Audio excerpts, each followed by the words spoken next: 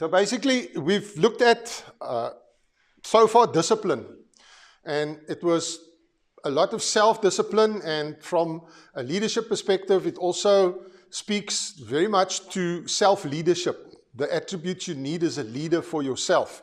Managing time, the recognition not as the leader, but also recognizing your strengths and your weaknesses, who you are, and that type of thing. So if we look at the formula, that is one of the parts. The other part of the formula is the first bracket, which is understanding plus faith. So for those of you who are better than me at maths, you have got to add the two. So it's first the brackets. So we add those two together. And that's basically what I've done, is I've had a look at the two components of understanding and faith. Today is now a nice example with the east wind blowing, but imagine you decide you want to go on a trek through the desert. So you go out past the camels, and now you're off into the desert. In the beginning, when you start off, it's the same as when you start a business. It's picturesque, it's nice, it's nice scenery, and the flowing dunes, and everything is great. But then somewhere along the line, at some point, you suddenly realize, I don't know where I can walk. I don't know where the quicksand is.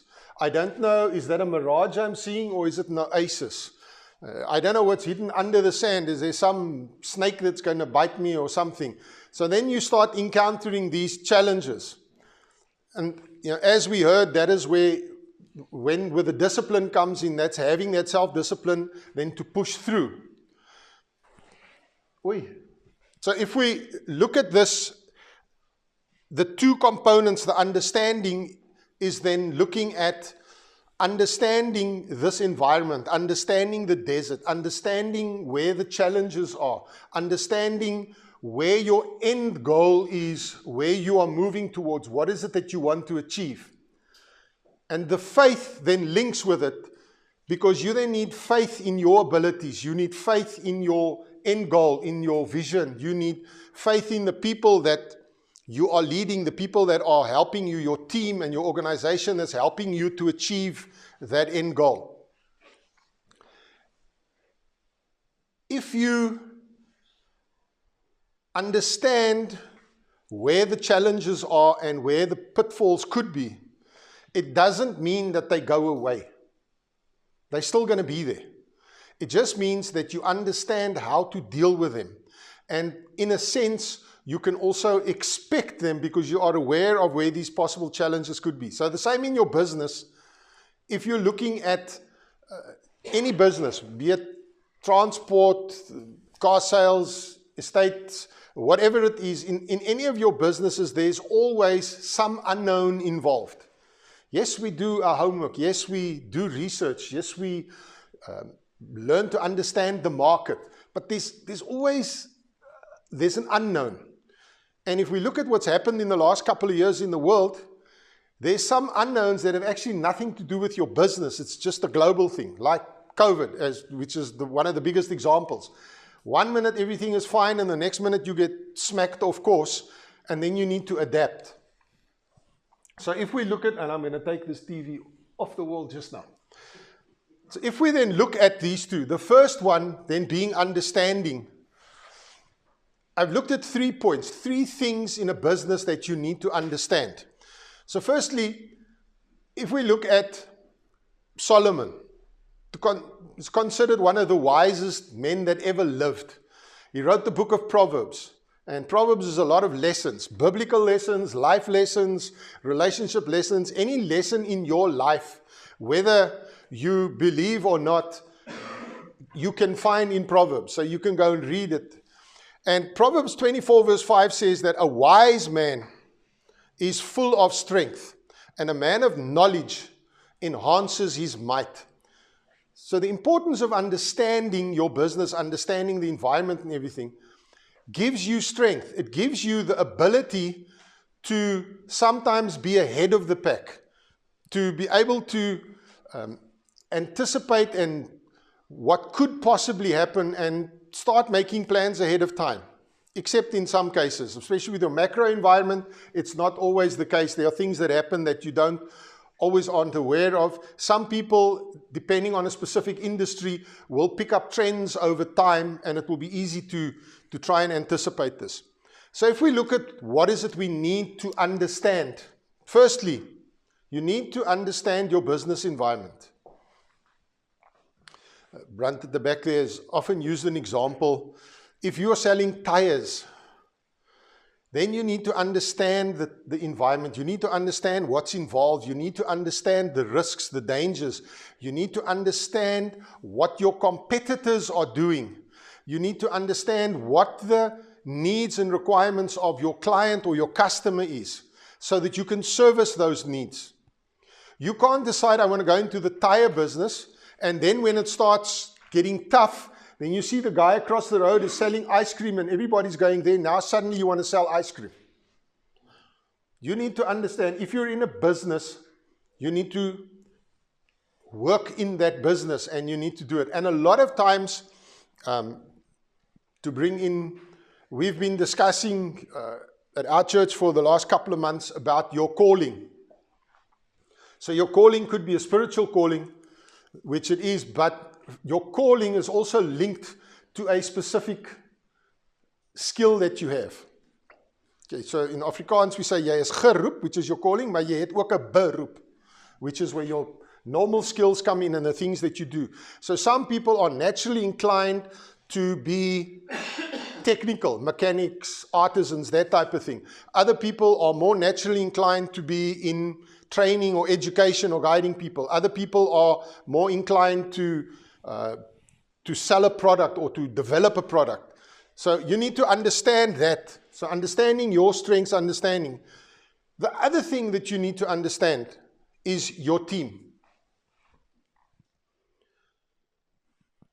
It starts off with the self-leadership, the discipline. You need to understand yourself. What are your strengths? What are your capabilities? What is it that I can do? What is it that I am naturally good at? Remember, if you do something that is contrary to your personality or your values, it's going to be a challenge all the time. You're going to struggle because it's not going to come naturally. Then once you do that, you need to set the example, but you need to then understand your team. So what are their strengths? What are their weaknesses? What are their aspirations? What is it that they want to, things that want to happen?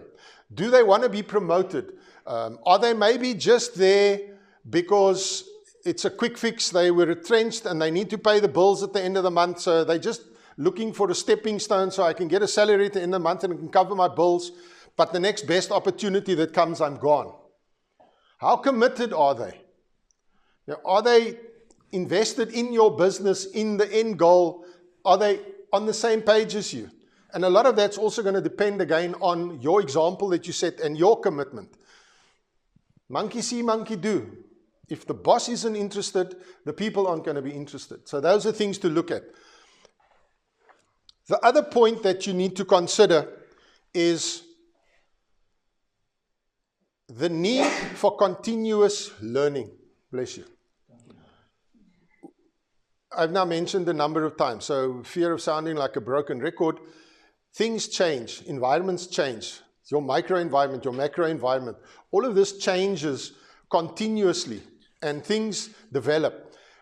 Technological changes. If we look at the technology that's available, I was chatting over breakfast with Hanyo, which was saying that in his line, a lot of stuff, you can go, if you can't attend the meeting, you can go and go buy the webinar or the course online.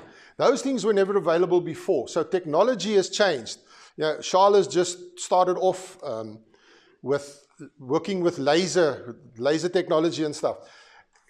You can now weld. He was showing a video where you can actually weld without using a rod or flux or anything. So technology has advanced. Electronics, the things that we can do, online meetings and these types of things. If you don't stay up to date and you don't understand the changes in your environment and in your business environment, you're going to get left behind. You need to be able to understand those changes. You need to adapt.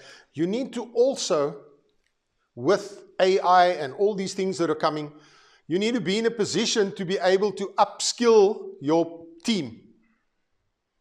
So there's no point you have somebody and they've never used a computer in their life and they keep doing the invoices by hand. At some stage, they're going to become redundant. So to prevent that, you need to keep teaching new skills. So there's this continuous learning process that takes place. And if you do these, then you will make sure that you are able to stay up to date. You're able to stay fresh with what's happening in your industry. You're able to anticipate changes. You're able to anticipate the needs of your clients. And you're able to keep your team on par and up to date with whatever's happening and get them going along. At this point is where I want you to play with your cell phones. So, there's a QR code. I was asking Charles yesterday, what would a QR code be in Afrikaans?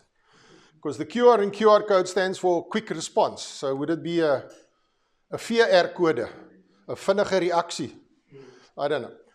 All right, so scan the QR code. It'll take you to a website, Mentinet. If you do not have a QR code scanner on your phone, then you can type in the Google search line menti.com and it will ask you for this code. But if you scan the QR code, you should get in there automatically. Right, everybody in there.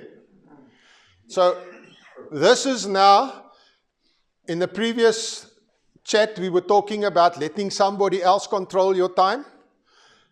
You are not going to control my time now. I'm going to control my time. So I need you to play along quite quickly. Is everybody in? Okay, the guys at the back, can you get in? Does it pick it up? That's right. Yes. All right. So the first question, we're talking about understanding. So the first question is, how well do you feel you understand your current business environment? And there are three responses. The one is a 10, very good. So I have a comprehensive understanding and can anticipate market trends. Or you might say, I understand some aspects, but I need to learn about others. Or you say, I'm totally out of touch. Either one of these options you choose on your slider, you can slide to wherever it is. 1, 2, 3, 4, 5, 6, what you can decide. Obviously, this being totally agree, that side being totally disagree. And then once you've entered it, somebody's picked it up already, you scroll down and there's a submit button. Yes? Just the code again, please. Sorry, it threw me off. The code. The code. 13937599. It's at the top. It's a bit small. Okay, so 4 people, 5 people have responded. Huh? Okay, so 7. Come, a couple more. Let's give a couple more. See who else is there. 10. 12. You can see over here, it says the number of participants. Okay, so when we get to close to 20. Everybody all right? You in there or you struggling? Couple more.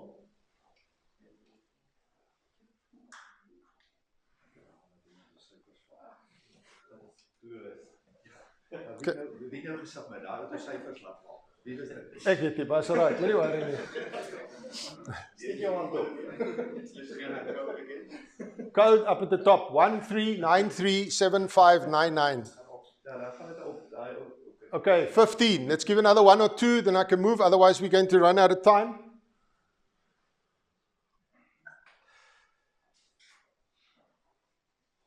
So currently, if I look at what's happening, you can see that there's a majority of you that are saying, yes, I have a good understanding. I understand my environment. I know my business. I know my people. Some of you are saying, yeah, sort of, I do, but not quite. And we have a handful of people that are saying, I'm slightly lost.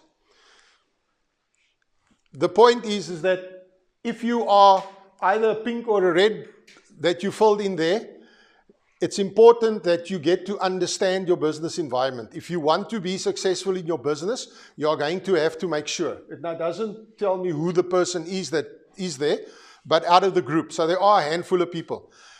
Your mission going forward is to go and make sure you understand the business you're in. Find out if it's the right business to be in. If you maybe shouldn't be changing something that suits your abilities, suits your personality and your values more. And this is where I think, I don't know if this is going to work or not, because it's supposed to, let's see if it changes. Because if I go to the next one,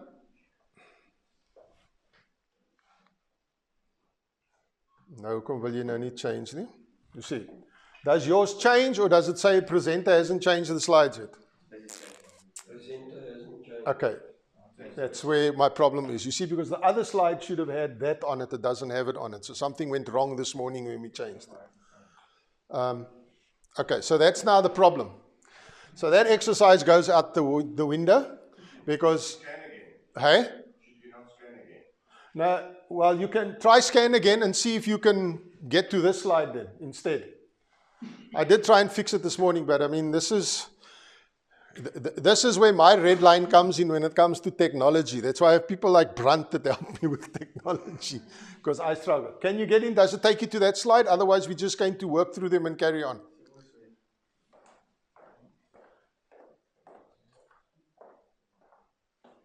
Skyfe. Or do you still stay at that first question? Okay, it stays there. Okay. Sorry, guys. So that bombed that one out of the window. So then, but have a look. You got the idea, so have a look at it. So the next one is, again, if we look at understanding, how accurately do you understand the motivations and aspirations of your team members? So how well do you understand your team?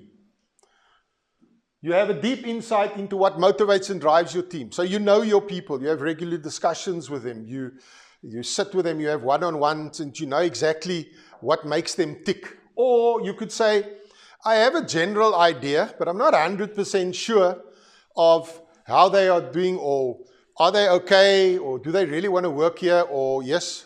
Nee, sorry. Hy sal weer terug gaan vorentoe totdat ek daai staatmentie ding doen. Okay, ek sal kyk as ek hom nou aanskuif of hy gaan help.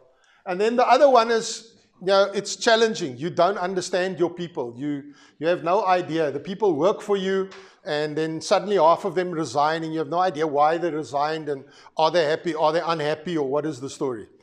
That then becomes a problem. So let's just check if this will work now. No, there we go. Does yours work now? Did it change? Ah, there we go. Okay.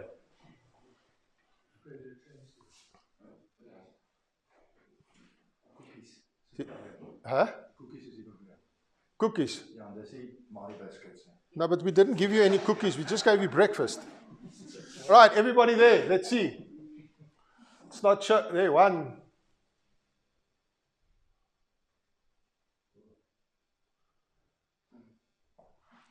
Okay, so one of you knows your people, one of you is not 100% sure.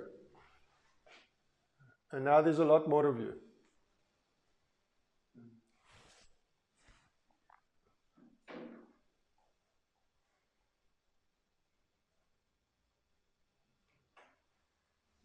Okay, 12. So again, if I look at the figures that are coming up, there are still some of you that are saying, I don't really know my people. Culture. It could be culture, it could be maybe you have a remote organization where you have multiple branches and you don't necessarily know what's going in the other branches.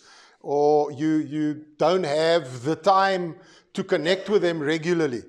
So but it's important that if you are answering either pink or red, that you need to know that you need to start making a plan to get to know your people.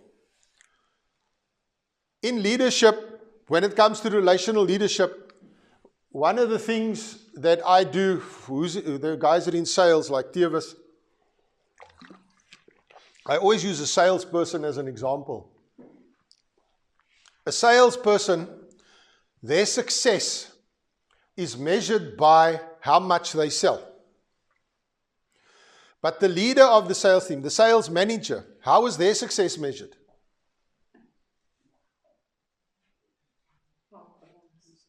by how much the salesperson sells. So you understand the importance here of understanding your team and knowing your team's skills and their shortcomings and everything is because they determine your success as a business or as a business leader. If you're a one-person business, then maybe it's a lot easier because you don't have a team. But the larger your organization gets, the more challenging it gets if you don't know the skills and the aspirations of your team. As I said, a lot of times I've sat with people and I've had one-on-one chats with them and then suddenly realize I thought I knew this person, but I don't.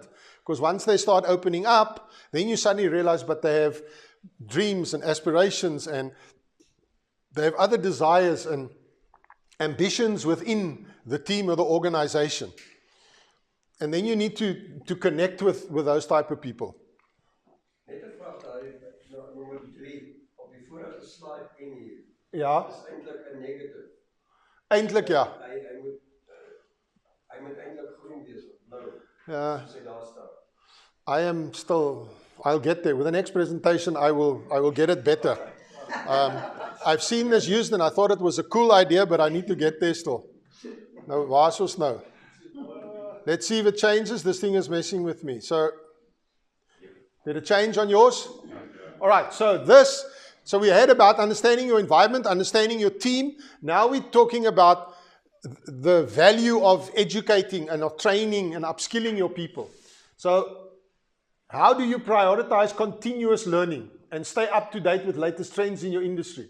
So you regularly train your people, you make time, you have a training schedule, or even in the part of their job description, there's a specific training process. In the technical environment, obviously it's required, or if you're working with some sort of legislated type of environment, it's important. In other environments, maybe you just go with the flow and you leave it and you hope that the people understand. I can remember my brother-in-law was a skipper, he's passed away now, on one of the large trawling vessels in the West Coast, in the Cape, in Veldrif, for those of you who know, Veldrif, for those of you who know where it is. And when they started with the skills development, I came to him and said, we need to train the people. And he said to me, man, there's enough guys waiting for a job. If they don't know what to do, they can leave. I'll get somebody else. So if that's the attitude, then you're working with the red lines over here. So it's important to make sure that yourself, you need to constantly stay up to date. So I'm probably here somewhere now with MentiNet. And you need to get your team upskilled all the time. All right, so let's move to the... Not alles het nou gaan stop. So let's move to the next part. We'll have a couple more of these now. So the second component of this formula is faith. Faith, according to Hebrews 11 verse 1, says, it's the assurance of things hoped for and the conviction of things that you don't see. So the first thing that you need faith in is in your vision. Your organization's vision. And I firmly believe that developing a vision starts with your core values. So Werner will take us into core values and take us further. So whether it's your vision, your goal, your objective, your strategy, all of that, it's a plan. We heard earlier that failing to plan is planning to fail. So if you don't have some sort of a solid plan with an end goal in mind of where am I going? Now, I know there's a lot of people who can do a whole training course on vision, mission. Some people call their vision their mission and their mission their vision. But a vision is basically one sentence that says, in X period of time, I want to be at a specific spot. So by Sunday afternoon, 4 o'clock, I want to be in Windhoek. That's my vision. My mission now says, how am I going to get to Windhoek? What am I going to do? Am I going to go by car? Am I going to fly? Am I going to hike? Where am I going to stop along the way? Where am I going to put in fuel? So that's what then happens once you have developed your vision. But if you don't know what your values are, if you don't know what you stand for and what your business stands for, it's impossible to craft a proper vision. And here things like corporate culture, character, all of these things play a large role in crafting your vision. What's very important, people, please, don't plagiarize visions. I can remember years ago when I started out, I did that. Yeah, go into Westbank and I say, it's cool. Werner has a cool vision. I like his vision. And then I take his vision and I make it my vision. It's not going to work. It might work a little bit in the beginning because it's cool, but at some stage the wheels are going to come off. So develop your own vision. And then you need to be passionate and live that vision. And then your team will follow your example. And they will follow you. Jaapie spoke earlier about the locomotive and the truck, or the coaches, where he was using the coach's example as baggage. In the case of leadership, you're the locomotive and the coaches are the people that follow you. So if you're setting the right example, you have the right culture, you have the right vision, they are going to be hooked and they're automatically going to follow you because they're going to buy into your vision. So that's important with that. When it comes to your people, you need to have faith in your people. I can't appoint somebody because it's my auntie's cousin's nephew's little sister and shame they haven't had work for 3 years.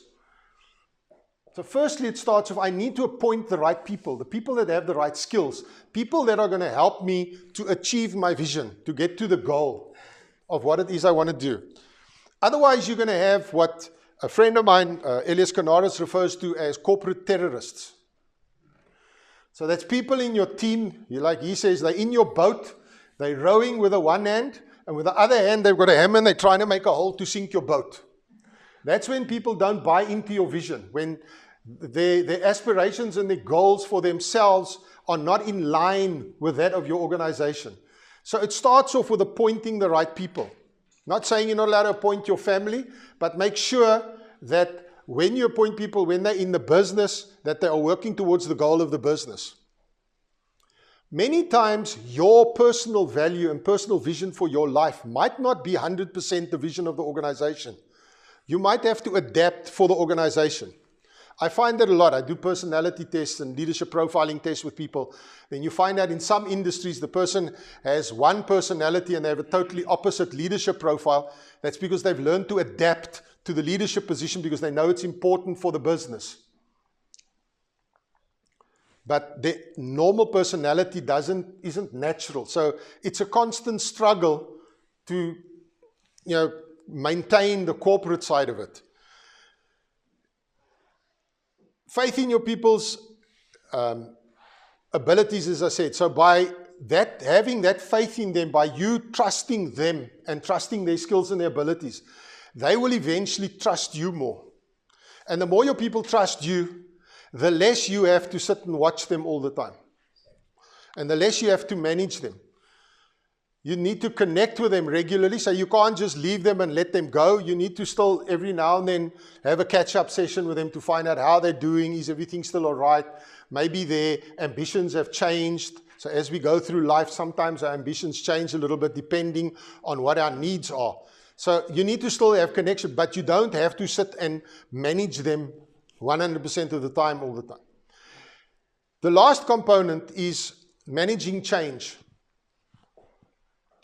Now, the only real important thing here is don't be scared of change. Don't be scared of uncertainty. We've seen it. Over the years, it's been subtle, and every year as we go on, it becomes more in your face, the change. And things that happen, AI, COVID, political environments, all of these things, suddenly there's a major shift. And if you're going to go and say, then somewhere along the line, you're going to run out of business or things aren't going to happen. You need to sometimes change your product offering. You maybe need to sometimes adapt the service that you're offering. You change your business completely. You need to, if I look at a lot of businesses, if you take Nokia, all of you, do you still remember, who's old enough to remember Nokia phones? Do you still get them? All right, so Nokia was a Swedish company. They were actually a lumber company. They provided wood and all that type of stuff. And then they realized at some stage, but much like Namibia, although these days we have a global market, but those days within Sweden, they're going to run out of customers, and in a couple of years they're going to go out of business. So they had to change their business, and they decided to go into electronics. They first tried normal electronics like TVs, but the Japanese had cornered that market. And they accidentally stumbled on cell phones. So Nokia was the very first cell phone. Unfortunately, they thought they'd arrived, and they sat back, and they didn't keep adapting, and eventually the rest of the world caught on and took over. So it's important. So believing in your people, believing in your vision, but also being prepared to adapt to change and embrace uncertainty. Good example, for those who will know, Capitec. So during the 2007-2008 financial crash, Capitec was just starting up. And they were taking on the big boys, the Standards, the Absas, and all of these guys. But they had a totally different approach. Their approach was easy access, which the other banks are now doing, where you come in and you take a number and you go. Before, you had somebody behind a glass counter. Now it's all open and you sit on a lounge chair and you connect with people. But Capitec started it. Everybody said it wasn't going to work. They were into customer service and transparency. So you could see everybody working in the bank. They didn't have a little secret code, and then everybody was behind this fireproof door. And the people said it wasn't going to make it. But during the 2007-2008 crash, when they were coming off the ground, all the other banks worldwide suffered. We remember that. I mean, the American banks, half of them just about went under. Capitec grew 32% in that period. So they changed. They accepted the uncertainty, the things that were happening, but they didn't stare blindly at the economic crash that was taking place. They focused on their vision, they focused on their people, on their business model, and they grew and they got out of it. So change and uncertainty is sometimes a good thing. Don't be scared of it. I think they maximize the opportunities with the taxi side. Now, there's a whole lot of other things. I mean, there's a lot of these organizations, things that have changed, like online shopping, and they come and deliver this stuff. You know, Checkers, one of the most successful ones, and they came in afterwards, was Checkers with their 60/60. They're doing better than everybody else. So there's different things. And it just, what you sometimes need to do is, even if you follow other people, is again, not your niche, your niche. Identify a specific thing that makes you stand out. Those of you in business will know we talk about a USP, a unique selling point, or your unique selling proposition. Identify that.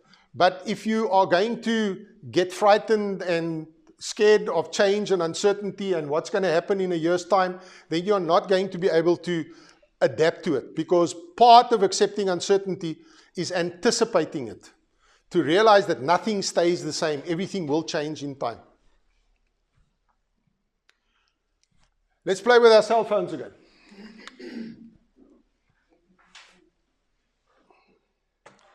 I'm running over time. Let's finish this quickly, guys, so we don't go too much over time. So, how strongly do you believe in the long-term vision of your organization? Do you trust your vision? Do you believe in your vision? Do you actually know what your vision is? That's a strange thing. I've sat with people and I say, you speak to the staff and you say, what's the vision of your organization? I don't know, make money. And then they don't know. So that's important. Okay, cool. That's looking good. Most of you know where you're headed. How are the rest of you doing? We've got 9, 10. We're halfway. 2, 3 more, then I'll move because I'm over my time. Not dealing with the change and the uncertainty of technology properly, I've gone over time. All right, 18. So, yeah, a lot of you, so it's now showing some of you are 9, 7s, so there's a couple of 2s here, so the score is low. But again, there are some people that are saying, I'm not sure or I don't know. My message for you is to make sure that you either connect with somebody that can help you or that you spend more time on this. The next one is about your team. So how much do you trust your team to meet critical challenges?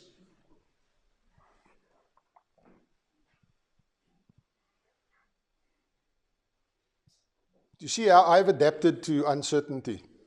I didn't realize that with the first slide, when it didn't have that little start Menti, it was actually the first slide. So even at my age, I can learn. Again, all right, so that's good. Most of you trust your team, you trust their skills, you trust their abilities. Those of you who feel that you don't, I can give a little bit of an advert plug here if you're interested. It's about, I've tested it over the last couple of years, it's about 94, 95% accurate. On my website, rowanvandijk.com, there is if you go look, there's a thing called a trust calculator, which helps you to actually, there's a couple of 10, 15 questions that you answer, and it will tell you how much you trust your team, if you answer honestly, and how much your team trusts you, and how engaged your team is. Those are the 3 areas it'll give you. And it'll give you, once you submit, it'll give you an immediate response and give you some tips, and if you want to, you can connect and you can chat further about it. All right, so the last slide then, the last question is question 6. How confident are you in your ability to lead through unexpected change and challenges? And hit the go button, there we go. It should change over now. So let's have a look. So that's the slide number, not the number of people.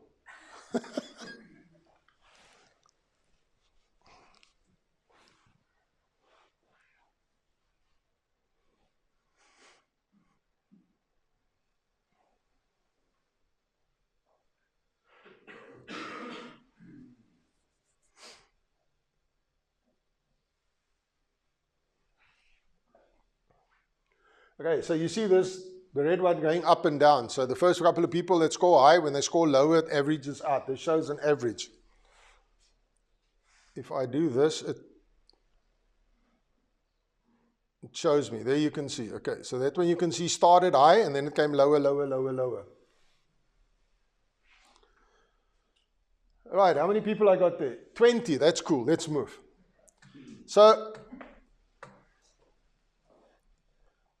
if I look at this formula for success, and I look at the component, the first part, which is understanding and faith,